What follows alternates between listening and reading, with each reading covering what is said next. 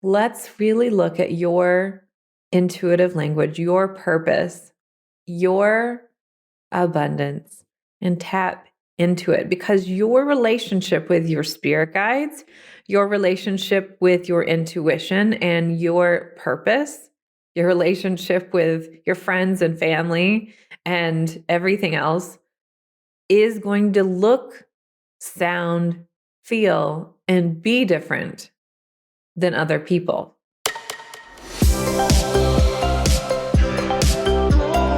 Welcome to Spiritual and Ambitious. I'm your host, Whitney McNeill. I'm a certified medium and spiritual teacher, and I help spiritual and ambitious souls just like you live your life purpose through your career and attract abundance by connecting into your intuition and spirit guides. Let's get spiritual and ambitious.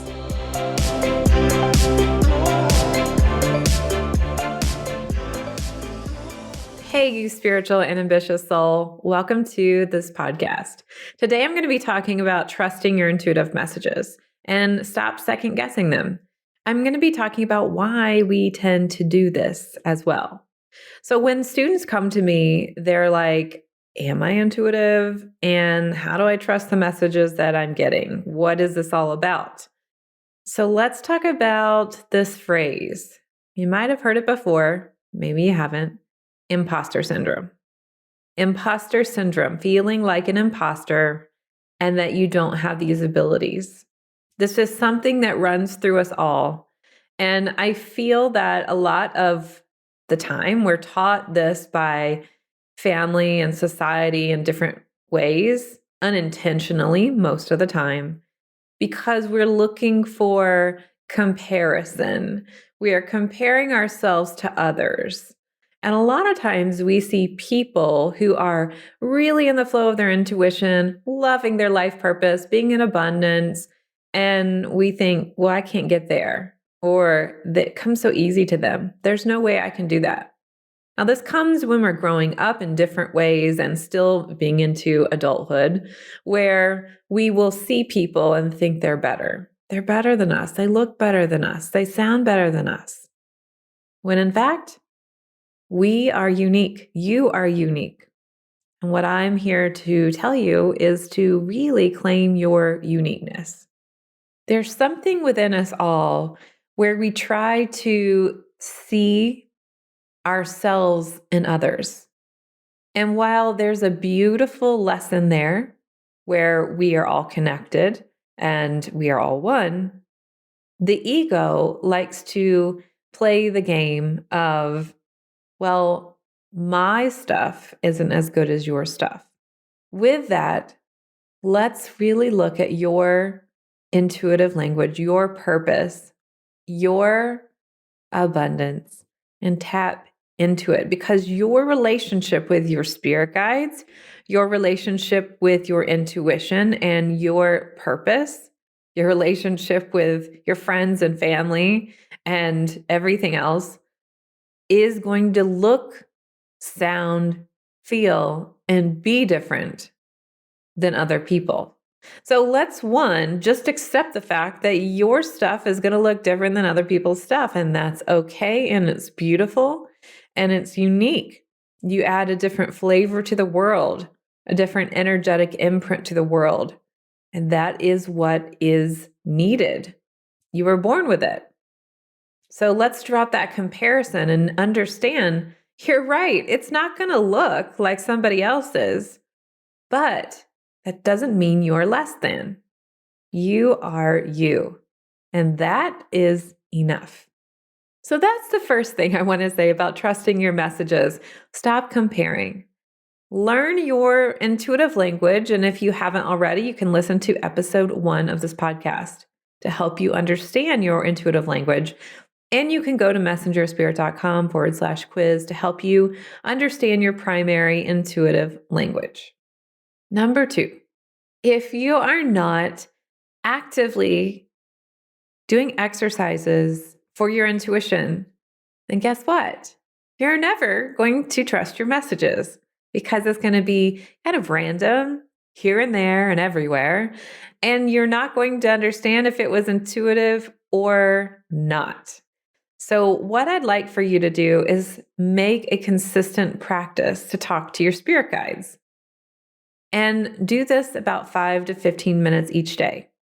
Now, if you haven't taken any intuitive training classes, exercises, I encourage you to do that. Now, I'm sure you know that I have classes and you can find them at messengerspirit.com, but I'm just talking in general. Like, are you making a commitment? Are you making an energetic investment in your intuition? So that means you're making it a priority. If you don't make your intuition a priority to grow that skill set, to grow that ability, then you're never going to be able to trust your messages because you don't know enough. You haven't had enough experience to know if it was intuition or not. So, one of the things that's really easy I'd like for you to start doing is one, talk to your spirit guides out loud. You can talk to them out loud like you're hearing my voice, or you can do this with the intention of them hearing your thoughts and sending it out to the universe. And then ask them questions. Ask them, hey, I would love to know XYZ. Hey, I would love to know what my next opportunity is. I would love to have your help and insight on this decision I need to make. Can I receive a clear gut feeling? Or can I hear a yes or no? Can I see a yes or no? Can I just know and take action? So, referencing back to the 4 intuitive languages, learning how you receive your messages coming in from your spirit guide team is going to be essential. So, consistency, but also making sure that you're doing intuitive exercises and learning. 3, journal. So, journaling, when you get your intuitive messages, write them down. If you're someone that is like, I don't have time for that, Whitney, like, what are you even talking about? Then do your voice app on your phone. I know you got a phone with a voice app somewhere. When you get your intuitive messages, you could talk to yourself on that app. That way you have a record of it and that you can even transcribe it if you want to. But write them down and document them. That way, when you move forward in your days and your weeks and your months ahead, you can always reference back to that intuitive message and you will get validation. Now, validation is really important so that you start to understand that what you're getting is truly real. And so when I work with students inside of 4 intuitive languages or Intuition Abundance Academy, one of the things that I talk about is having a partner and doing an exercise. Inside of Intuition Abundance Academy, we call it an intuitive play day where we get together live in this environment and we partner everybody up. So what this looks like is you would have a partner and you can clear your mind and then start giving whatever's coming through to your partner, and your partner can validate it. So while in effect, this is actually a mediumship exercise 101, it's simply for validation. But you don't need a partner for this. You can actually do this yourself through writing or speaking your intuitive messages, and then you can understand it's real. Now, one of the things that my students say to me is, Whitney, it's way harder to get intuitive messages for myself than it is for somebody else. And that's because we're not trusting ourselves. That's because it is so easy to receive intuitive messages and we think it needs to be hard. And when it's so easy, we go, I must have made that up. No, I was just thinking that. So understand, number 4, it's easy. It's simply accepting the fact that intuition is a natural ability that you were born with. And when you were born with this natural ability, you also have an energetic imprint, the way that you receive and take in information. And Spirit is sending you their messages this way. If we can accept that receiving messages from Spirit can feel natural, then this is an alignment. This is receptivity. This is where you can start receiving your messages even more clearly because you're receiving. If we can shift into that energy of receiving, not only do we receive more intuitive messages, but we receive more abundance in the universe too. When we were born, we were able to look at someone and kind of get the vibe. You still probably are able to do that too, right? So understanding that you've got all of these sensitivity receptors and that it's processing energy and letting you know what is out there, what is coming into your life, and what you are meant to receive. And sometimes we just second guess ourselves. Maybe you felt like you weren't confident at some point in your life, or someone made fun of you. Maybe you felt like, you know what, I just had a goal and I failed. I can never do this. Perhaps you have negative people in your life, or you did at some point. That is their story. That is not yours. And just because you had a goal and you didn't work out does not mean that it was a failure. It means that Spirit had another plan for you, and that Spirit still has a different plan for you. And you are good enough. So if we can allow ourselves to just receive and to be in the flow, this is amazing when your intuition really hits home with you. So let me ask you this. Are you the type of person that is constantly on the go? And maybe that question you're thinking has to do with your physical body. I've got all these errands, I've got all these things, I've got to pick the kids up, or I have to talk to this client, or I have to do XYZ for my family. Now, it doesn't have to be physical. It can also be mental. Maybe you're literally doing nothing with your body, but you're thinking all the time. Think, a new idea for my business. How can I live my life purpose? Or perhaps you're thinking about somebody else or worrying about something. And so even though your body is just sitting there, you're thinking. If any of those two are true, then you're not making time to receive. You're not creating space to receive. We are taught that in order to be valuable or to be confident, that we have to be in action and being productive and doing something. However, that is not reality, my friend. It's not. You will burn out. And when you get to burnout, you are not helpful for anybody. You're not helpful for yourself. You're not helpful for others. You're just not helpful, period. Because you don't have any other energy to give. So the first thing that is needed is for you to take care of yourself. You put the oxygen mask on yourself in a plane before you help others.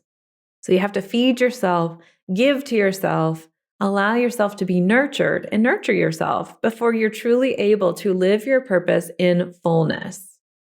When you are allowing and taking an entire day, days, week, weeks, months, whatever it is for you, off, when you're taking that time off, you are in the energy of receiving and allowing.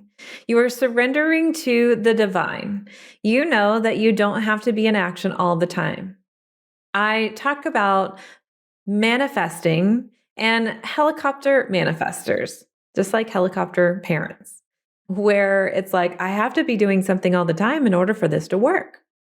And that's not how it is. It's just like anything that you want to see grow. If you want to have plants and you want them to thrive, yes, they need water. But if you water them too much, guess what? They are going to die. If you don't water them at all, they will also die. With that, I think that it's really important to have balance in your life. When you breathe, if you were to breathe in and never breathe out, what would happen? You would die. If you were to breathe out and never breathe in, what would happen? You would die.